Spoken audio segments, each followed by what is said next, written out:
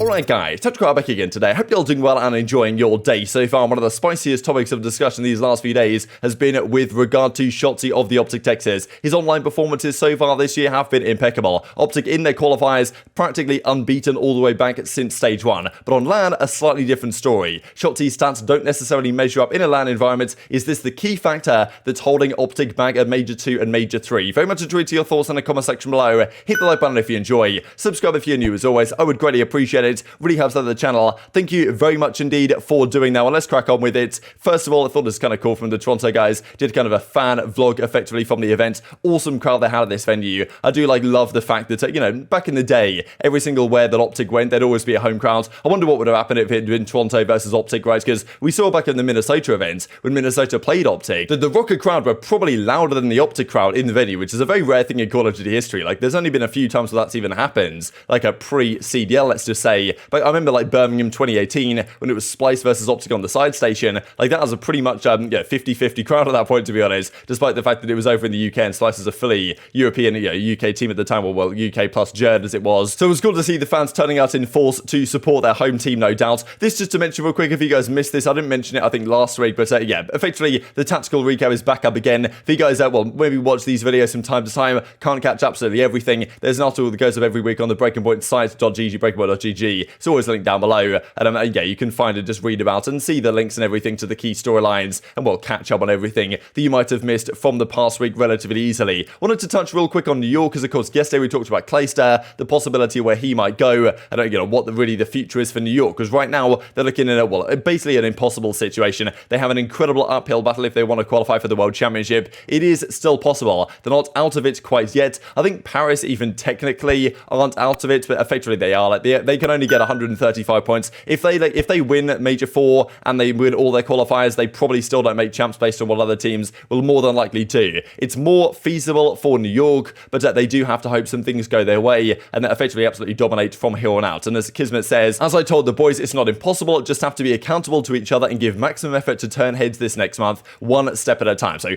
they're still feeling confident, or they're trying to feel confident that they can make this happen. I thought Doug's statements actually on the flank after Sunday were kind of interesting, that if it was him in this position, he'd be like, look, I can do something here that everyone thinks is impossible. No one has any faith in New York that they can actually make this happen. And Doug was like, look, this is where we show up and we prove everyone wrong. So it's an uphill battle. Just wanted to look at this again from this perspective, because I thought it's kind of interesting that FaZe, I think, technically have locked it in. There's no way that enough teams can go. I mean, look, we know FaZe, Optic, Surge more than likely as well. 175, even if they lose everything from here on out, 175 should be good enough. But I think technically, maybe Optic aren't necessarily there yet, depending on how some crazy stuff. I don't know if it's even possible that they get overhauled. I'm pretty sure FaZe and Optic are guaranteed to be enough. And a Seattle Surge 175, that will be enough as well, especially with one more victory, that will do it. Ravens probably just need one more win. I think 150 there or thereabouts should be a good number. 160 should be safe, I would guess. And they do also, I think, play Paris, which could be a free victory, right? So you've got to think about some of the teams that play Paris this stage and get a free 10 points on the board. Mutineers being one of them. Subliners do not, though. So they're down here at 70. To get to that 150, 160 mark, they're going to need to win at least 4 or 5 qualifier matches. And then effectively, they have to make grand finals at the major, effectively at the very least, right here. And they've also got to hope that teams like LAG and others actually drop a load of points so they actually fall out, right? Because if all these teams start winning everything,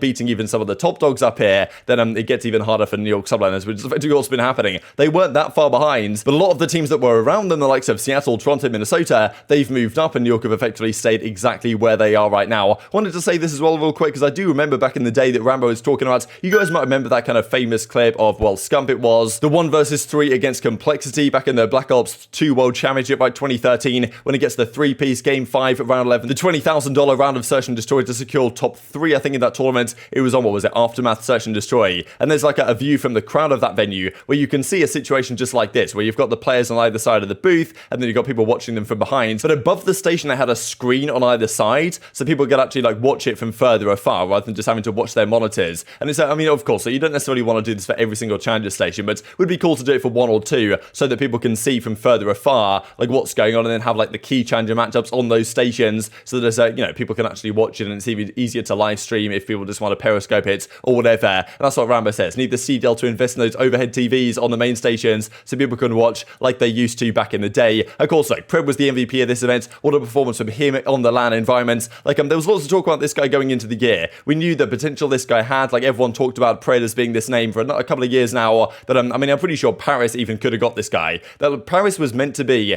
Pred, Hydra. Like, they could have genuinely got Pred and Hydra a couple of years ago when no one was really talking about those players. And now, of course, you know, we see where those guys are today. But there was talk before the season began. Okay, Pred, how many lands has he really played in his life? Will he be able to turn up in that environment? Like accuracy, you had to kind of vet these guys. I mean, okay, look, it's Pred. Okay, he might have the talent, but to what extent was he playing in a Farmers League over there in Australia? And then, like, you know, on land, is he going to have the confidence to make that happen? Right, these were the questions that accuracy was asking. He thought that he answered those questions very well indeed, and of course has now officially delivered. Now, SMG players performing on LAN has been a big talking point in the last few days with regard especially to Shotzzy, right? So speaking of the Optic guys real quick, this is ridiculous because of course that the Optic guys actually tweet out themselves. But look, online we know what Shotzzy's capable of. We also know what he's capable of on LAN. He's won on LAN, he's a champion on LAN, there's no doubt about it. But in Major 1, when they did win on LAN, it wasn't necessarily the Shotzzy show, right? We actually talked, I remember vividly actually, after that tournament, that it was pretty much Dashy and Illy especially, right, the tournament in the grand finals, but Dashy was a monster that tournament, like, and really, it wasn't at Shotzzy that had to do too much. We talked after the tourney and Ramo said, or actually, I think it was Scum that said, that they didn't play near their potential. Shotzzy's stats at Major 1 weren't quite what he was doing online, and I think everyone said at the time, okay, wow, Optic won Major 1, Shotzzy wasn't even playing that well. If he plays better, then the team, could be an absolutely dominant force. But we haven't really seen since then on LAN Shotzzy's perform at the same level, and that's been kind of the key talking point. Is it possible that Shotzzy's playstyle favors an online situation? I think it's pretty much resoundingly agreed. I mean, Zuma came up with this quite a while ago, that the most impactful players in the game, Shotzzy's right up there, right? So I think Shotzzy is number one player in the game, I think, by a lot of people's metrics. But on LAN, he hasn't necessarily been playing right. He hasn't necessarily been quite the impactful player on LAN that he has been online, and maybe that's one of the reasons why they haven't looked so strong in a LAN environment, because in the qualifiers, they barely ever lose. And we know that when Shotzzy plays well, this team is just incredibly difficult to beat. We saw what he did on Berlin a little bit ago online. He went like 42-17 or whatever it was. And when he plays like that, they're just impossible to beat. But he does do that less often, it must be said, on LAN. The stats definitely back that up. Thought this is kind of incredible from Dashy, actually, back in 2017. He says, Shotzzy has to be the best gamer to walk on this planet. Man was destroying me on Infinite Warfare, goes to Halo, and then wins the World Championship, right? He did that on LAN. It's not like Shotzzy gets nervous on LAN or he can't win on LAN or anything like that, but it might well seem to certain people, and they certainly will, makes this point clear, that his playstyle is fast, aggressive playstyle doesn't necessarily work quite as well when the game slows down a bit on LAN. The problem with Optic is they dominated every qualifier. Regardless of their placing, they dominated every qualifier. And that's actually something I want to talk about. We don't have it on our list, but I wanted to talk about it with you guys. There was a Reddit post made about Shotzzy comparing his online to his LAN, like, statistics. And bro, they're actually kind of drastically different. Wait, really? He has like a 1.15 online in all the qualifiers, and on LAN it's like a 1.01. Like, it's a pretty drastic fall off. Yeah, and it's not like difference. And we're not saying Shotzzy's bad. Like, there's no argument in the universe for that to be made. But that fall off is drastic, because like when we see him in the online qualifier matches, like, he's actually frying. And someone else that's kind of similar, at least in the past, was Kyler. And I made that comparison before, where it's like there are certain players in Call of Duty who, irregardless of connection, just play better online because of the pace of the game. I feel like it plays much faster than it does on LAN, and you can get away with a lot more. And I feel like Shotzzy is a player who benefits from that style. And to me, we talk about how, Optic kind of lives and dies by Shotzzy's performances.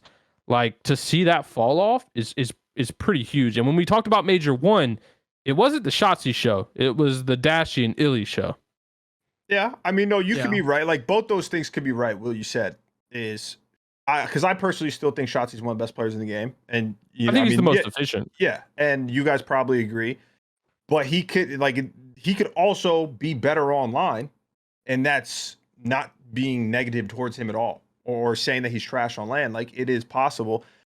It's funny that you say that though too, because when they played Florida, I was doing like a watch party, and it looked like he was doing too much, like plays that he would normally make. So it's not anything out of the ordinary, but to what you said, Pat, where like the game can be slower, where he was kind of getting caught Like, he was getting called with his pants down. So these are the statistics from Madting15, the total, and we'll look at them in a second in a little bit more detail that Aches is referring to. The stats aren't quite, quite as extreme as Aches pointed out, but overall online so far this season, Shotzzy has about a 1.12, and on LAN he has a 1.03. That's quite a drastic difference. We see it in hardpoint and control especially, relatively similar difference of about a 0.1. The key thing to me actually is this search and destroy, right? Because online, Shotzzy does some crazy stuff in search and destroy. Like, he'll consistently have crazy maps in search, and on LAN, that hasn't really translated so far, to be honest. Like, he makes a lot of like crazy aggro plays online, just going for routes and trying things out that seem to work out online, but on LAN, where teams play a little bit more conservative, a little bit slower, a little bit more pre-aim heavy, you die faster as well because the connection theoretically is better, so you can't get away with as much stuff as you can get away with. Shotzzy's a player that likes to do these crazy movement plays, like jumping out of top buildings and stuff, and you might be able to get away with that a little bit more online than you can on LAN. So I feel like in the respawns, it's maybe noticeable to a degree, and also his kill per 10 minute stats are significantly lower on LAN than they are online, right? So it's almost impossible to interpret stats appropriately. You really just have to put the stats out there and let the discussion be had, because the stats are the stats at the end of the day, and I'm sure people are going to have their thoughts on them. And of course, like, we do well know, like in a series like this, of course, like Shotzzy has had, I think he's more prone to kind of more disappointing maps and series on LAN than he is online. Like, we've seen some particularly bad hardpoint at times. I think we even saw them in stage 1. Since then, he's been more consistent, but he hasn't had any crazy takeover maps like we saw, for example, online when he went that 42-17 Berlin hardpoints. Like,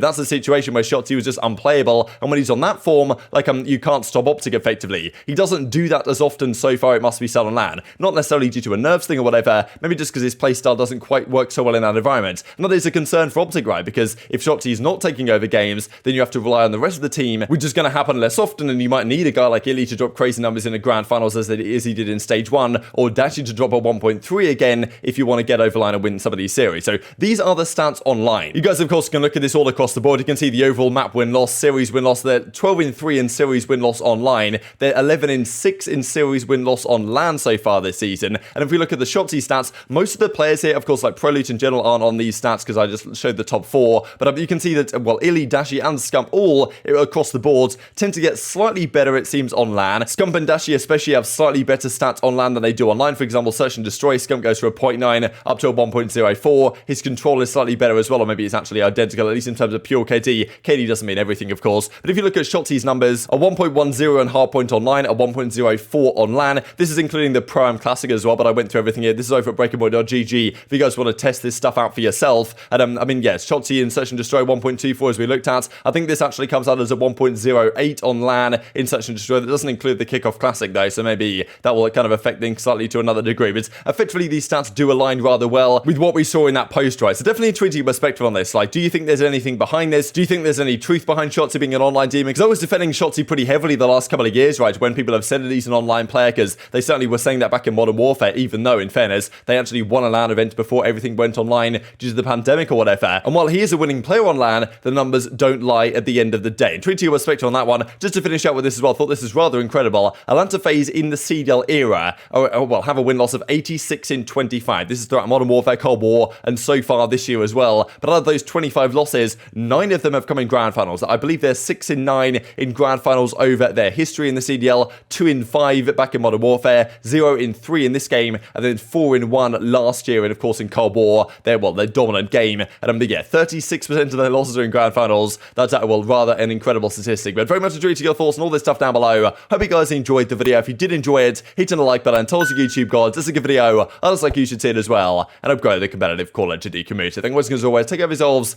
and I'll see you next time.